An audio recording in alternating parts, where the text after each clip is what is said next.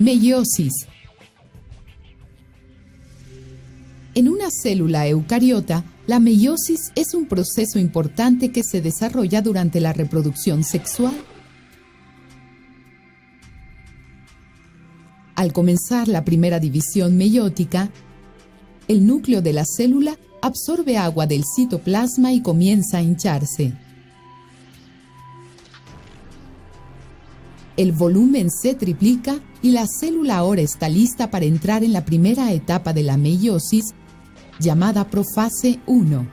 Durante la primera etapa de la profase 1, llamada preleptoneno, los cromosomas parecen hilos delgados, largos y desenrollados. Luego, se vuelven menos espiralados y toman la forma de un hilo largo. Esta etapa se llama leptoteno.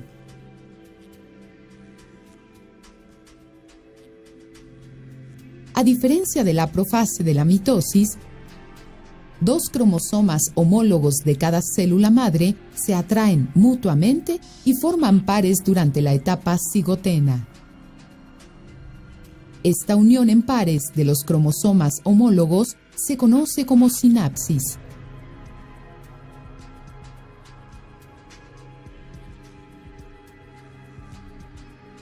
Una vez que la sinapsis se completó, los bivalentes o cromosomas homólogos sufren una contracción longitudinal y se acortan y espesan. Esto indica el comienzo de la paquitena. Cada bivalente está compuesto por 4 cromátidas llamadas tetradas. En esta instancia, las cromátidas de cromosomas homólogos se cruzan e intercambian segmentos cromátidos. Al cruzarse, los cromosomas pueden intercambiar material genético, permitiendo así más combinaciones de material genético.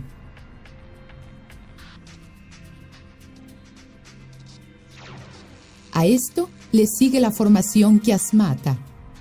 Los quiasmatas son puntos donde dos cromátidas no hermanas intercambian material genético.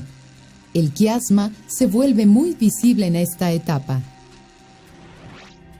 Esta es la etapa diplotena, en la cual dos cromosomas homólogos se separan uno de otro.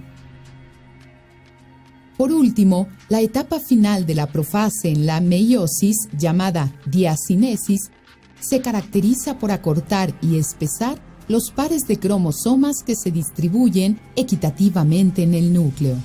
La segunda etapa de la meiosis, llamada prometafase 1, que está marcada por la degeneración del saco nuclear. En esta etapa, la membrana nuclear desaparece completamente y los microtúbulos se acomodan en forma de ejes entre dos centriolos y los cromosomas se acomodan en el centro del eje. Durante la metafase 1, los microtúbulos del eje se unen al centrómero de los cromosomas homólogos de cada tétrada.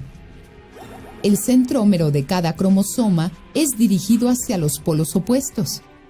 La fuerza repulsiva entre los dos cromosomas homólogos aumenta enormemente y los cromosomas están listos para separarse. Anafase 1.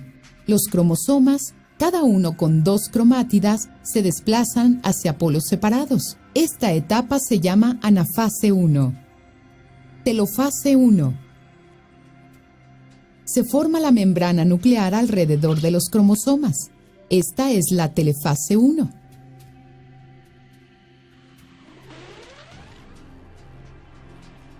Al finalizar la citocinesis, se forman 2 células hijas. Luego de eso, la célula está lista para comenzar la meiosis 2.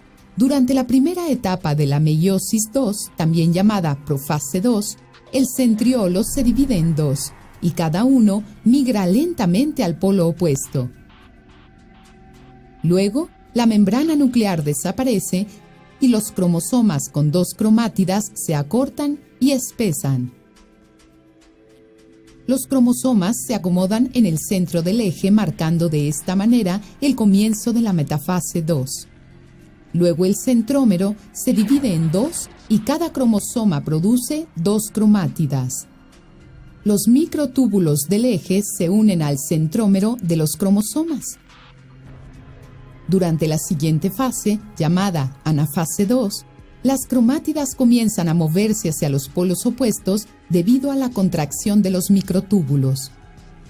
En la telefase 2, las cromátidas migran completamente a los polos opuestos y pasan a ser cromosomas.